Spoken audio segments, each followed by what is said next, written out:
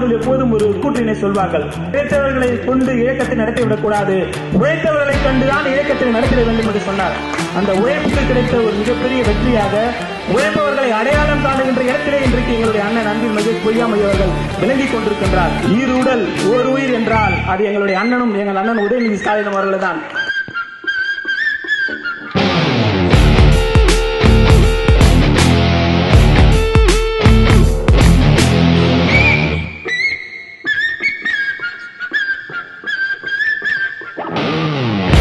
தமிழ்நாட்டில் எத்தனையோ கிராமங்களுக்கு எத்தனையோ பகுதிகளுக்கு நான் நேரடியாக சென்றிருக்கின்றேன், ஆய்வு பணி மேற்கொண்டிருக்கின்றேன். இந்த நல்லாம்பிள்ளை பெற்றால் என்கின்ற இந்த நிகழ்விலே கலந்து கொள்ளும் பொழுதுதான் என் வாழ்நாளில் எந்த இடத்திலும் இல்லாத அளவுக்கு ஒரு தலைமை ஆசிரியருடைய சிலைக்கு நான் மாலை அணிவித்து விட்டு வந்து ஒரு நிகழ்விலே நான் இன்றைக்கு கலந்து கொண்டிருக்கின்றேன். ஐயா கோரேசன் அவர்களை பற்றி நீங்க எல்லோரும் சொன்னது போல வெறும் கருப்பு சிவப்போடு மட்டும் அவர் பள்ளிக்கூடத்துக்கு செல்லவில்லை, பல நல்ல கருத்துக்களோடும் அவர் சென்றிருக்கிறார் என்பதை நீங்கள் பேசும்போது எங்களால் உணர முடிகிறது. பல மாணவ செல்வங்களை பெற்றுத் தந்த பகுதிகளுக்கெல்லாம் நாம் சென்றிருக்கிறேன் என்று சொன்னாலும் பல ஆசிரியர் பெருமக்களை பெற்றுத் தந்திருக்கின்ற இந்த நல்லாம்பிள்ளை பெற்றாலில் நான் உரையாற்றுவதை என்னுடைய வாழ்நாள் பெருமையாக நான் கருதுகிறேன்.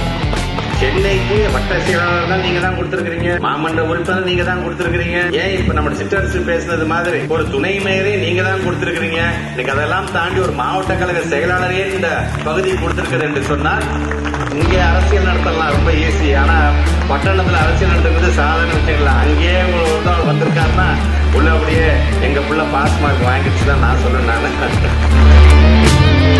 தமிழ்நாட்டு முதலமைச்சருடைய எண்ணம் என்பது உங்களுடைய ஆதரவோடு அவர் வெற்றி பெற்ற பிறகு எங்களுடைய பெண்கள் எல்லாம் கட்டணம் இல்லாமல் பேருந்திலே பயணம் செய்ய வேண்டும் என்பது அவர் போட்ட முதல் கையெழுத்து. கலைஞர் உரிமை தொகை வழங்குவதாக இருந்தாலும் சரி, நம்ம வீட்டில் அரசு பள்ளியில படிக்கக்கூடிய பெண் பிள்ளைகள் 1000 ரூபாய் தருகிறேன்னு சொன்ன அந்த புதுமை பெண் திட்டத்தை தந்தவர் நம்முடைய மாண்பு தமிழ்நாட்டோட முதலமைச்சர். உள்ள பிள்ளையே எனக்கு பையன் தாங்க இருக்காங்க, கவலைப்படாதீங்க, தமிழ் புதுவன் திட்டத்தை நாங்கள் கொண்டு வந்திருக்கோம். தந்தை பெரியார் சொன்னது போலதான் அவங்களே பகுத்தறிஞ்சு பார்த்துவாங்க எது நல்லது எது கெட்டது என்பதை முழுமையாக நம்பக்கூடிய ஒரு முதலமைச்சர் நாம் பெற்றிருக்கோம்.